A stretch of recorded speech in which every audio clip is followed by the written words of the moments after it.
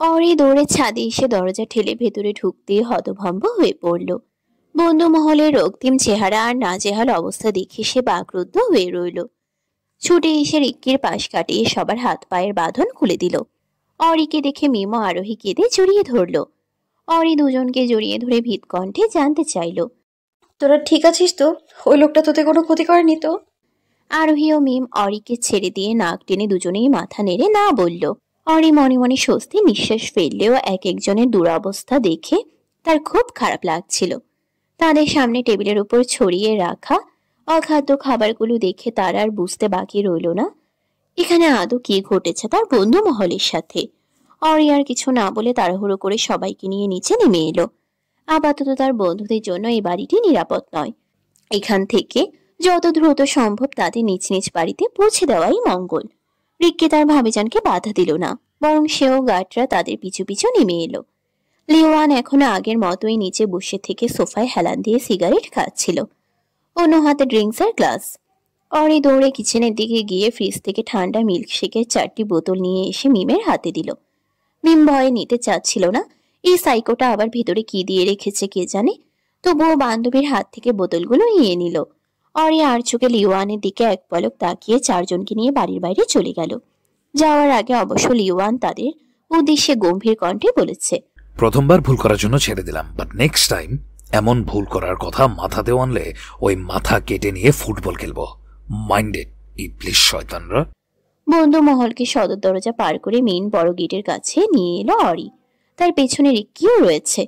চারজন অরির দিকে অসহায় চোখে তাকালে অরি একটু হাসার চেষ্টা করে বলল, আমার জন্য চিন্তা করিস না। ওই লোকটা আর যাই করুক, আমায় অন্তত মেরে ফেলবে না। আচ্ছা, আমার জন্য তোদের সঙ্গে যা যা হয়েছে তার জন্য পারলে আমায় ক্ষমা করে দিস। আমারই ভুল হয়েছে তোদের বিপদের মুখে ফেলে পালিয়ে যাওয়াটা। যদি কোনোদিন এই কারাগার থেকে মুক্ত হতে পারি তাহলে আবার দেখা হবে আমাদের। ততদিন ভালো থাকিস, আর পারলে ভুলে যাস আমায়। আমি চাই না আমার জন্য তোদের কারো উপর কোনো বিপদ আসুক। চারজন বন্ধু কি বলবে ভাষা খুঁজে পেল না। তাদেরও বেশিক্ষণ দাঁড়িয়ে থাকার মতো শক্তি অবশিষ্ট ছিল না। অগত্যা অরিকে বিদায় দিয়ে রিক্কির গাড়িতে চড়ে লিও ম্যানশন থেকে চলে গেল। যাওয়ার পথে ছল ছল চোখে তাদের দিকে তাকিয়ে রইল অরি। কালো রঙের গাড়িটা জঙ্গলের পথ ধরে চোখের আড়াল হতেই অরি চোখের পানি মুছে পিছনে ঘুরল। আর তখনই শক্তপোক্ত এক বুকের সঙ্গে ধাক্কা খেল। প্রায় পড়ে যাচ্ছিল, কোনোভাবে নিজেকে সামলে নিল সে। সামনে তাকাতে গিয়ে অনুভব করলো সে যেন হাওয়ায় ভাসছে। চট করে চোখ তুলে দেখলো লিওয়ান তাকে পাজা কোলে তুলে নিয়ে ভেতরের দিকে যাচ্ছে। যারা অন্যায় কাজে সামিল ছিল তাদের শাস্তি দেওয়া শেষ, কিন্তু যে আমার কথার খেলাফ করে আমার কাছ থেকে দূরে যাওয়ার চেষ্টা করছে সেও তো শাস্তিযোগ্য। আমি কারোর ঋণ নিজের কাছে পুষে রাখি না, শুধু আসলে ফিরিয়ে দেই। লিওয়ানের কথা শুনে অরি হাত পা ছোড়াছুড়ি করতে লাগলো, বুকে কিল ঘুষি মারতে লাগলো। তবু লিওয়ান তাকে ছাড়ল না। হঠাৎ করে অরির চোখ দুটো বড় বড় হয়ে গেল। সে অনুভব করলো লিওয়ান তাকে ছেড়ে দিয়েছে। অরি সরাসরি পানিতে পড়ে ধীরে ধীরে তলিয়ে যেতে লাগলো। চোখ দুটো তখনও খোলা, আর চেহারায় এক আকাশ সম বিস্ময় নিয়ে তাকিয়ে রয়েছে পানির উপর দাঁড়িয়ে থাকা ওই স্বামী নামক অমানুষটার ছায়ার দিকে। সুইমিং পুলে কিছু পড়ে যাওয়ার শব্দ পেয়ে কয়েকজন গার্ড কৌতূহল বশতে এগিয়ে এলো। এসে এমন দৃশ্য দেখে থমকে গেল তারা। একে অপরের মুখের দিকে তাকালো। লিওয়ান অরিকে চকচকে নীল পানিতে ডুবিয়ে রেখে পেছনে ঘুরে গার্ডদের দিকে তীক্ষ্ণ নজরে তাকিয়ে বলল, কেউ যদি ওকে পানি থেকে উঠাতে সাহায্য করিস তবে তার ওই হাত কেটে কুকুরদের খাওয়াবো। Got it?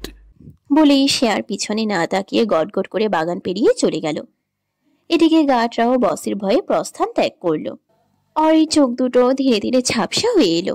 ঠোঁটের কোণে ফুটে উঠল এক চেলতা হাসি। এই তো সে আজ সারা জীবনের জন্য এই কারাগার থেকে মুক্তি পেতে চলেছে। ভোরে কাটায় দুপুর 3টা ছুঁই ছুঁই। হাসপাতাল থেকে চেক আপ করে ছোট মেয়েকে সঙ্গে নিয়ে বাড়ি ফিরলেন আরহাম চৌধুরী। বড় মেয়ের তল্লাশি জারি রেখেছেন এখনো। তিনি ভেবে পাচ্ছেন না এত বড় শহরে কোন জায়গায় তার আদরের মেয়েকে লুকিয়ে রেখেছে লিওয়ান। আদৌ তার মেয়ে ভালো আছে কিনা জানা নেই। মেয়ের কথা মনে হলে বুকটা ফেটে যাচ্ছে। তিনি এখন উপলব্ধি করতে পারছেন নিজের কলিজার টুকরো সন্তান দূরে সরে গেলে ঠিক কেমন লাগে। ছোট চঞ্চল মেয়েটাও বোনের চিন্তায় চুপচাপ হয়ে গেছে। কলেজে যায় না, ঠিকমতো খাওয়া দাওয়া করে না, সবসময় নিজেকে রুমবন্দি করে রাখতে পছন্দ করে। এই ব্যাপারে মারিয়ানা চৌধুরী মেয়ের সঙ্গে কথা বললেও তেমন কিছুই বলেনি। উনিও আর জোরাজুরি করেননি। সময় দিয়েছে মেয়েকে। তার মতে সময়ের সাথে সাথে বোনকে ভুলে যাবে। সেটা কি আদৌ কখনো সম্ভব? নিজ চোখে বোনের ধ্বংসের সাক্ষী সে। তার পক্ষে সেগুলো ভুলে যাওয়া সম্ভব নয়, বরং সে দিন গুনছে কবে তার বোনটা ওই নরকের রাজস্ব থেকে বেরিয়ে আসবে। লিওয়ানের গার্ডরা ভেবেছিল তাদের বসের ওয়াইফই পানিতে ছটফট করে ওঠার চেষ্টা করবে, কিন্তু তেমন কিছুই নেই। উল্টো নীল পানি অদ্ভুতভাবে শান্ত হয়ে যাচ্ছে। একজন গার্ড মনের মধ্যে দ্বিধা নিয়ে এগিয়ে গিয়ে সুইমিং পুলে ঝুঁকতেই ঘাবড়ে গেল। সে কালো পোশাক পরিহিত ব্যক্তি। অরিকে পানিতে ফেলে দিয়ে ড্রয়িং রুমে প্রবেশ করলো লিওয়ান। পিছনে একবার ঘাড় ঘুরিয়ে দেখলো অরি ভিজে শরীর নিয়ে জুবুথুবু করে আসছে কিনা, কিন্তু কাউকে দেখতে না পেয়ে ভ্রু কুঁচকে গেল। ভাবলো আবার সেখানে যাবে, কিন্তু পর মুহূর্তে অরির পালিয়ে যাওয়ার কথা মনে হতেই চোয়াল শক্ত হয়ে গেল। রাগে সে সামনের দিকে ঘুরে সিঁড়িতে পা দিয়ে উপরে যেতে শুরু করলো। ঠিক তখনই একজন গার্ড হন্তদন্ত হয়ে ছুটে এসে বলল, স্যার, ম্যাডাম পানিতে ডুবে গেছে। লিওয়ানের পাজোড়া হঠাৎই থমকে গেল। সে চট করে পিছনে ফিরে গার্ডের দিকে তাকালো। ওই ব্যক্তির সঙ্গে সঙ্গে মাথা নিচু করে নিল। হঠাৎ করে লিওয়ানের কিছু একটা মনে পড়তেই সে দুই হাতে মাথার চুল শক্ত করে খামচে ধরে চেঁচিয়ে বলে উঠল, শিট শিট শিট, আমি এটা কিভাবে ভুলে গেলাম? ওর পানিতে ফোবিয়া রয়েছে। বলেই সে দৌড়ে ড্রয়িং রুমে পেরিয়ে দরজা দিয়ে বের হয়ে বাগানের পাশে পুলের দিকে ছুটতে লাগলো। তাকে পাগলের মতো ছুটে আসতে দেখে গার্ডরা আরেক দফা অবাক হলো। এই বস নামক লোকটাকে তারা কিছুতেই বুঝতে পারছে না। এই তো একটু আগেই তো নিজের বউকে পানিতে ফেলে দিয়ে এখন আবার উন্মাদের মতো ছুটে আসছে। আশ্চর্য। লিওয়ান দৌড়ে এসে কোনো দিকে আর না তাকিয়ে সোজা পানিতে ঝাঁপ দিল। সাঁতার জানার জন্য তার অসুবিধা হলো না। সাঁতার কেটে পানির নিচে গিয়ে দেখে অরির ছোট দেহটা পড়ে আছে। লিওয়ান দ্রুত অরির কাছে গিয়ে তার হাত ধরে টেনে নিল নিজের বক্ষস্থলে। তাকে বুকের মাঝে শক্ত করে চেপে রেখে উপরে উঠল। পানি থেকে অরিকে কাঁধে তুলে এনে সুইমিং পুলের পাড়ের পাশে শুয়ে দিল। উন্মুক্ত ফর্সা পেটের উপর পরনে থাকা ভেজা টপস টেনে ঠিক করে দিয়ে গার্ডদের দিকে রাগী চোখে তাকিয়ে গর্জে উঠে বলল, get out of here right now. বসের বাজখায় গলার ধমক শুনে ভয়ে সবাই সেখান থেকে দ্রুত পায়ে চলে গেল। লিওয়ান অরির দিকে এক পলক তাকিয়ে তৎক্ষণাৎ দুহাত তার পেটের উপর রেখে হালকা করে চাপ দিতে লাগলো। কয়েক মিনিট পর অরির মুখ থেকে সমস্ত পানি বের হয়ে গেল, কিন্তু জ্ঞান ফিরল না। লিওয়ান বাচ্চাদের মতো বসে থেকে হাঁটুতে ভর দিয়ে অরির মাথার কাছে গিয়ে এসে আলতো হাতে কোলে নিল।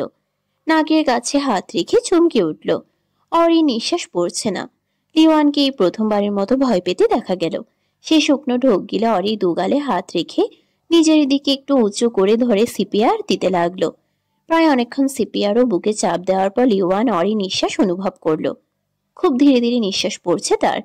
লিওয়ান অরি ঠোঁট থেকে নিজের ক্ষতবিক্ষত ঠোঁট সরিয়ে মাথা উপরে তুলে চোখ বন্ধ করে স্বস্তির নিঃশ্বাস ফেলল। সে তো এক মুহূর্তের জন্য ভয় পেয়েছিল। চোখ মেলে অরির শুকিয়ে যাওয়া চেহারাটিকে এক পলক দেখল। তারপর তাকে শক্ত করে আরো কাছে টেনে নিয়ে জড়িয়ে ধরল। গলায় পুরো চেহারায় উন্মাদের মতো অসংখ্য চুমু দিয়ে ভরিয়ে দিল। বুকের মাঝে অরির ছোট্ট দেহটাকে রেখে তার ঠোঁটের সঙ্গে ঠোঁট চেপে ধরে রাখলো কিছুক্ষণ।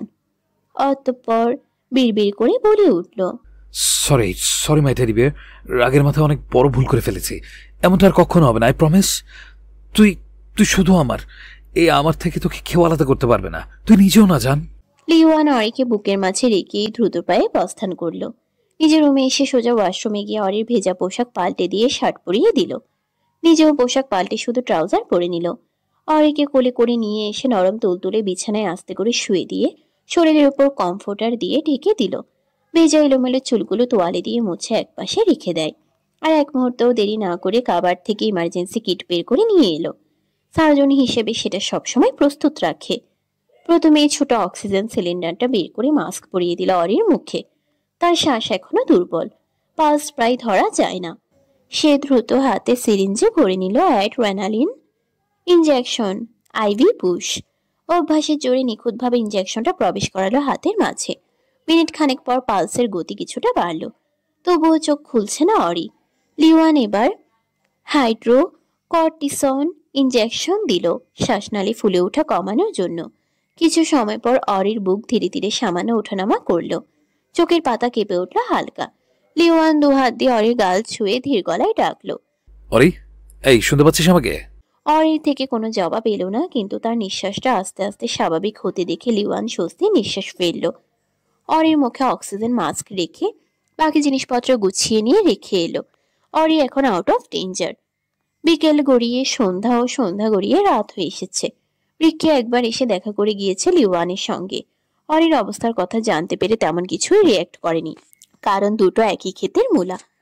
তারা দেখতে ভদ্র, মাসুম, সুদর্শন হলেও ভেতরে ভয়ঙ্কর কুৎসিত সত্তা রয়েছে। তাদের কাছে অন্যের কষ্টের কোনো মূল্য নেই, সবসময় নিজেদের কাজ হাসিল করায় ব্যস্ত হয়ে থাকে। লিওয়ান আজ হাসপাতালে যায়নি, ইমার্জেন্সি কোনো ফোন কলও রিসিভ করেনি, উল্টো সিমটাই খুলে রেখে দিয়েছে। তার কাছে দুনিয়ার সবকিছু একদিকে আর তার বউ একদিকে। আজ যেন সব দরদ উতলে পড়ছে বউয়ের প্রতি। মাঝরাতে শরীর কাঁপিয়ে জ্বর এলো অরির। চোখ দুটো মেলে তাকাতে পারছে না, শরীর ভীষণ দুর্বল লাগছে। আবছা আলোয় শুধু ভেসে আসছে জ্বরের ঘোরে অস্ফুট স্বরে গোঙানির আওয়াজ। লিওয়ানের ঘুম হালকা হয়ে এলো। সে আজ কোনো অঘটন ঘটাবে না বলে কাউচের উপর শুয়েছিল। সে ঘুমের ঘোরে কান খাড়া করে বোঝার চেষ্টা করছে কিসের শব্দ আসছে। ল্যাপটপে নিজের কাজ শেষ করে সে একটু আগেই ঘুমিয়েছিল, যার ফলে চোখের ঘুম ছুটতে চাইছে না। কাঁচা ঘুমে ব্যাঘাত ঘটানোর জন্য বেশ বিরক্ত হলো লিওয়ান। কপাল কুঁচকে শরীর থেকে এক ঝটকায় কমফোর্টার নিচে ফেলে দিয়ে উঠে বসলো। বিরক্তিকর ভাব নিয়ে ড্রিম লাইটের ঝাপসা আলো ভেদ করে বিছানায় শুয়ে থাকা অরির দিকে তাকালো। অরি জ্বরে কাতরাচ্ছে।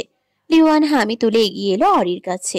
বিছানায় বসে অরির দিকে খানিকটা ঝুঁকিয়ে এলো।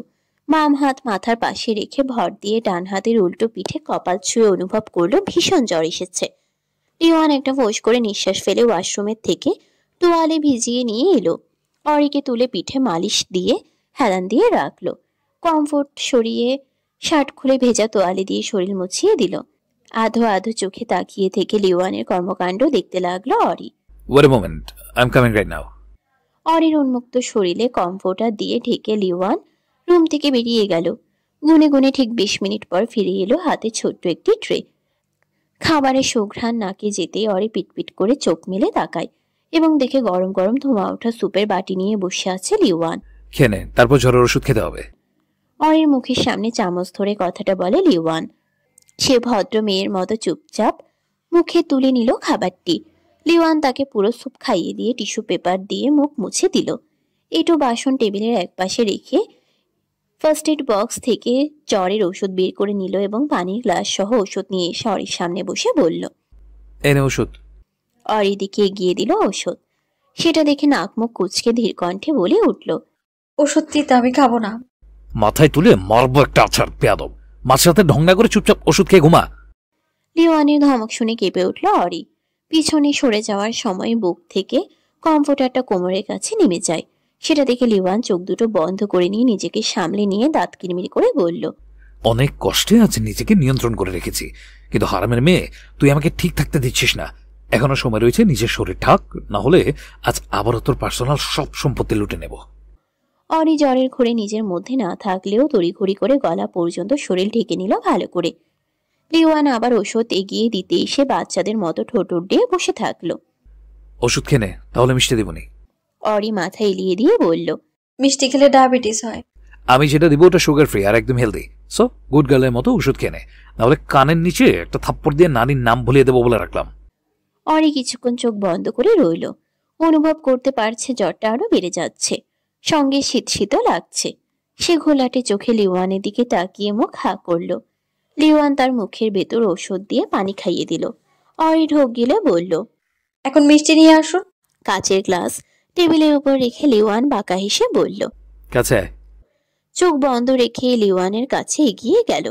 লিওয়ান হুট করে তার ঘাড় চেপে ধরে নিজের সঙ্গে ঘনিষ্ঠ করে নিল। অতঃপর একজোড়া শুকিয়ে কাঠ হয়ে যাওয়া গোলাপি অষ্টদয় নিজের আয়ত্তে নিয়ে নিল। এদিকে এহেন কাছে ভরকে গেলেও সে বাধা দিল না, বরং জ্বরের ঘোরে হিতাহিত জ্ঞান হারিয়ে লিওয়ানের স্পর্শ মেনে নিল। 5 মিনিট পর অরির ঠোঁট জোড়া ছেড়ে দিয়ে কপালে কপাল রেখে ফিসফিসিয়ে বলল, আজ রাতেও আমি তোর কাছে খারাপ হতে চাই টেডি বিয়ার, ভীষণভাবে ব্যাড বয় হতে চাই। তোর অভিযোগের খাতায় না হয় আজকে রাতটাও সামিল হোক। I need you my teddy bear. কথাগুলো বলে সে আর সময় নষ্ট না করে অরিতে ডুব দিল। বারান্দা ভেদ করে চাঁদের আলো অরির ব্যথাতুর চেহারা এসে পড়েছে। সে দাঁতে দাঁত চেপে 2 হাতে বিছানার চাদর খামচে ধরে কান্না আটকানোর চেষ্টা করছে।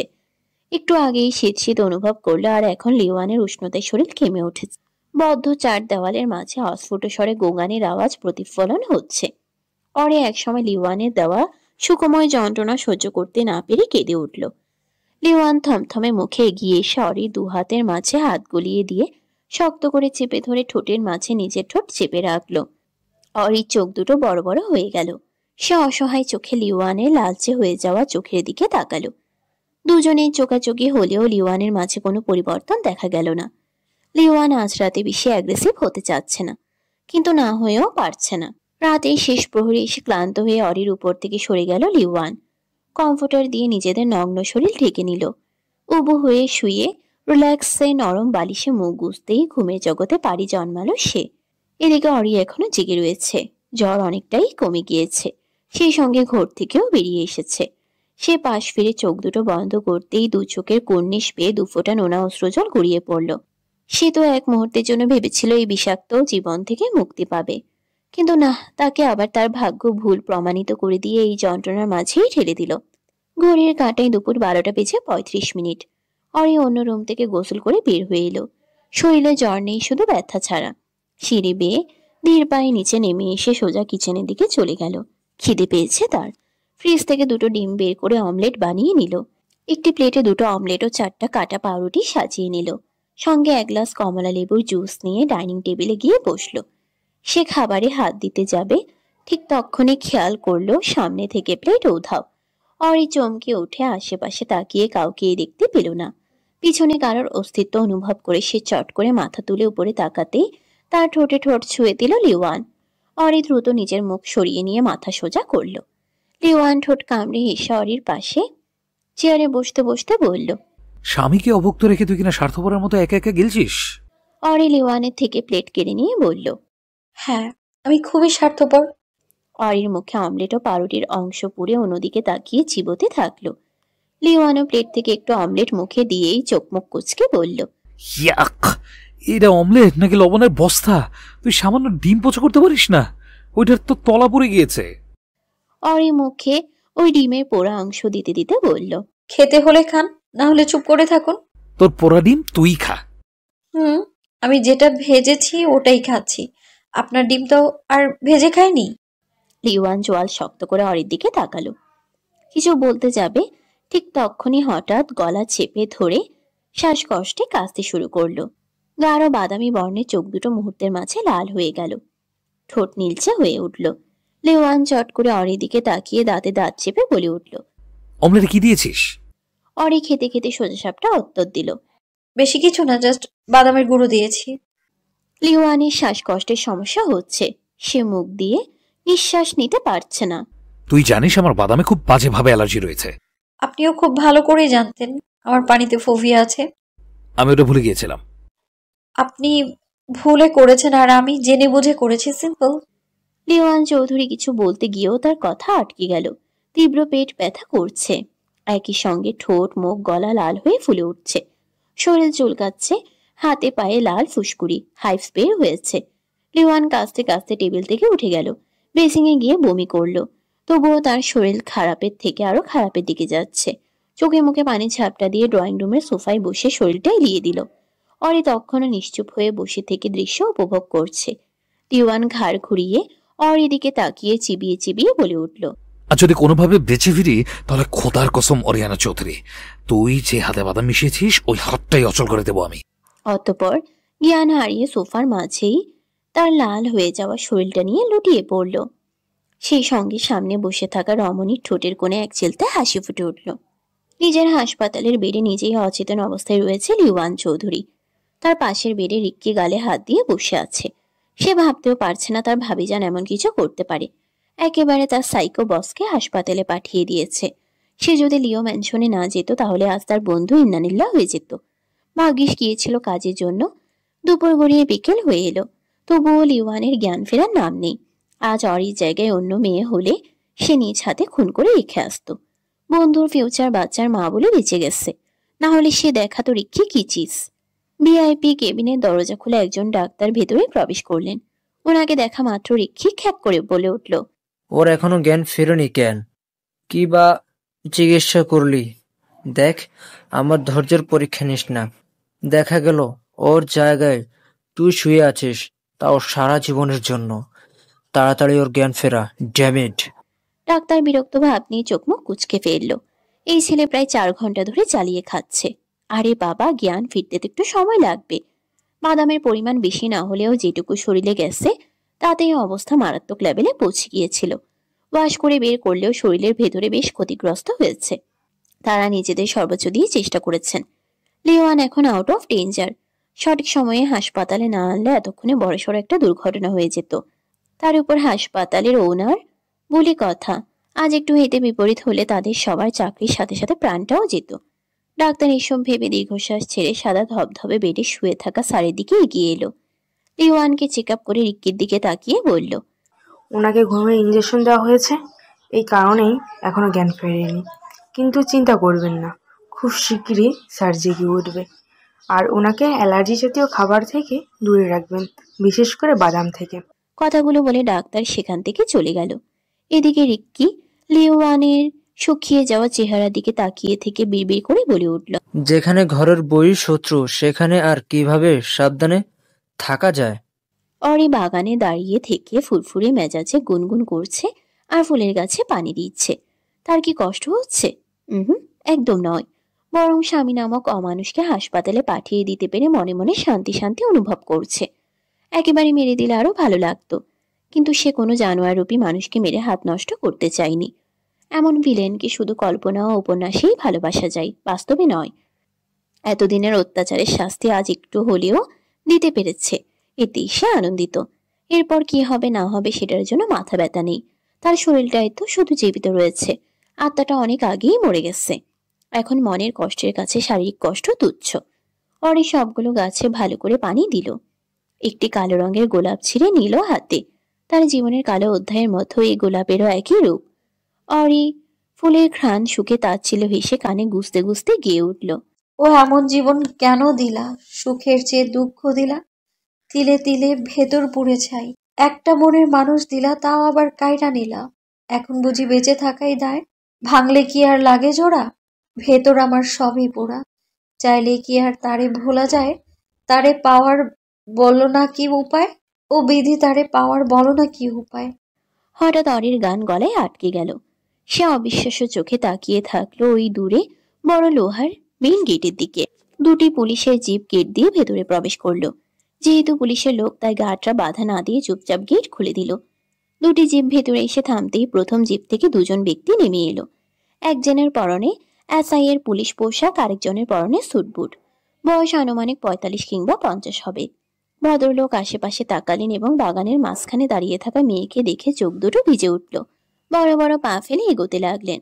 এতদিন পর নিজের জন্মদাতা পিতাকে দেখে অরির চোখ দুটো ছলছল করে উঠল। সে আর দাঁড়িয়ে থাকতে পারল না, এক ছুটে এগিয়ে গেল।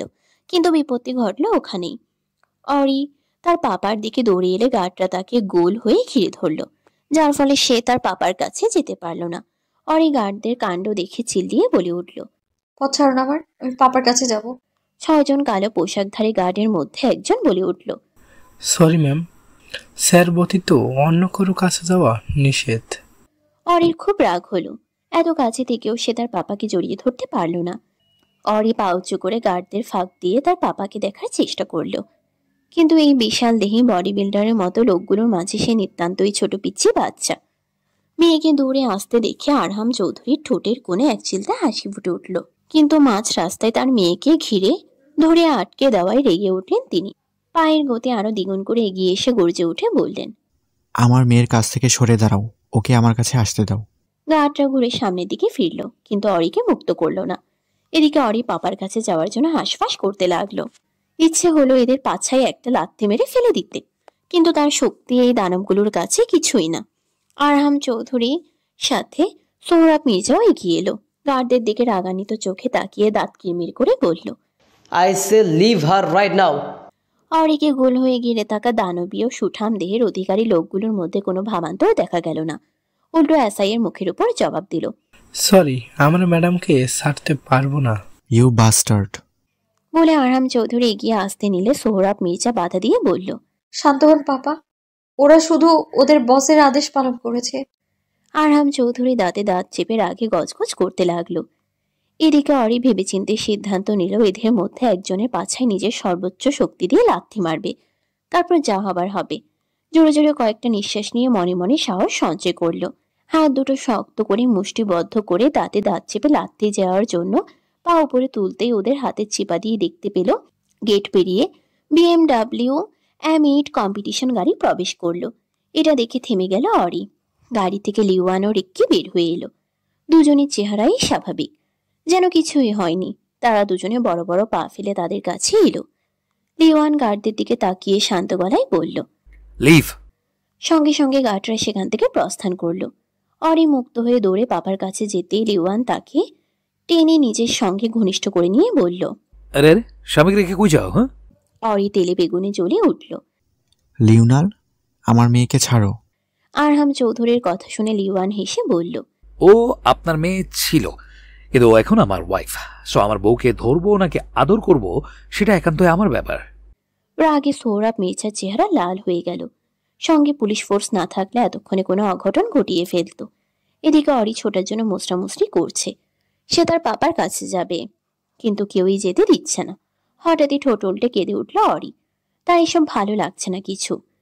আদরের মেয়ে চোখে পানি দেখে বুকটা ফেটে যাচ্ছে আরহাম চৌধুরীর। সে তার কলিজার দিকে এগিয়ে আসতে নিলে রিক্কি সামনে দাঁড়িয়ে বাধা দিল। আরহাম চৌধুরীর আগে গজগজ করতে করতে বললেন, কিসের বউ? কার বউ? আমার মেয়ে তোর মতো একটা খুনিকে কখনোই বিয়ে করতে পারে না। লিওয়ান আবার হাসল। রিক্কি এদিকে তাকিয়ে ইশানে কিছু বলতে সে ফোন বের করে একটা ভিডিও দেখালো। সেখানে স্পষ্ট দেখা যাচ্ছে অরি 3 কবুল বলে রেজিস্টার পেপারে সাইন করেছে। তার পাশে লিওয়ান হাসি মুখে দাঁড়িয়ে রয়েছে। এটা দেখে আরহাম চৌধুরী ও সোহরাব মির্জা অবাক চোখে কান্নারত অরির দিকে তাকালো। অরি তার বাবার দিকে অসহায় চোখে তাকিয়ে মাথা 2 দিকে ঘুরিয়ে ইশারায় না বোঝালো। এইটা দেখে যদি বিশ্বাস না হয় তাহলে আমাদের বাসরাতের ভিডিও দেখাতে পারি, দেখবেন। লিওয়ানের কথা শুনে অরির লজ্জায় ঘৃণায় মরে যেতে ইচ্ছে করলো। একজন বাবাকে কিনা মেয়ের বাসরাতে ভিডিও দেখাতে যাচ্ছে। ছি, এর মতো খারাপ পরিস্থিতি আর দুটো নেই। আরহাম চৌধুরীর সব ধৈর্যের বাঁধ ভেঙে গেল। উনি তেড়ে এসে সজোরে চড় বসিয়ে দিলেন লিওয়ানের ফর্সা গালে। অরি হতভম্ব হয়ে গেল। রিক্কির মাথায় ধপ করে আগুন জ্বলে উঠল। একেই তো এই হারামের মেয়ের জন্য তার প্রাণপ্রিয় বন্ধু মরার থেকে ঘুরে এলো, তার উপর আবার এখানে এসে তামাশা শুরু করেছে। এই পর্যন্ত সবকিছু ঠিক থাকলেও এই থাপ্পটা রিক্কি মেনে নিতে পারল না। লিওয়ানের থেকেও বেশি সে এই লোকটাকে ঘৃণা করে। সে রাগের মাথা হিতাহিত জ্ঞান হারিয়ে তেড়ে এসে আরহাম চৌধুরীকে থাপ্পড় মারতেই সেটা গিয়ে অরির বাম গালে পড়ল। পুরুষালী শক্ত পক্ত হাতের চর খেয়ে নিচে পড়ে গেল। ভাবিজানকে চর মেরে চমকে উঠল রিক্কি। সে তো ওই হারাম চৌধুরীটাকে মারতে চেয়েছিল, কিন্তু হুট করে অরির সামনে চলে আসে ভুল করে মেরে দিয়েছে। আরহাম চৌধুরী মেয়েকে পড়ে যেতে দেখে চমকে উঠে মেয়ের কাছে হাঁটু গেড়ে বসে বুকের মধ্যে জড়িয়ে নিল। পাপার আদর পেয়ে অরি শক্ত করে জড়িয়ে ধরে বাচ্চাদের মতো কেঁদে উঠল। এদিকে লিওয়ান এগুলো দেখে হতবাক হয়ে গেল। রিক্কি কিছু বলতে যাবে, ঠিক তখনই সোহরাব মির্জা তেড়ে এসে নাক বরাবর ঘুষি মেরে দিল। এতক্ষণ সে নীরবে সবকিছু দেখলেও তার ভালোবাসার মানুষকে আঘাত করেছে, এটা সে মেনে নিতে পারল না। আচমকা আক্রমণে রিক্কি পিছিয়ে গেল। নাকে হাত দিয়ে দেখলো লাল তরল পদার্থ বের হচ্ছে। সে চট করে সামনে তাকিয়ে যখন সোহরাব মির্জাকে দেখলো তখন রাগে শরীর জ্বলে উঠল। সে হাত দুটো মুষ্টিবদ্ধ করে তেড়ে আসতে নিলে লিওয়ান বাধা দিল তাকে। এদিকে অরি পাপাকে জড়িয়ে ধরে কাঁদতে কাঁদতে হিচকে উঠল। তবুও সে শান্ত হলো না, বরং নাক টেনে টেনে বলতে লাগলো, পাপা, আমাকে এখান থেকে নিয়ে চলো প্লিজ।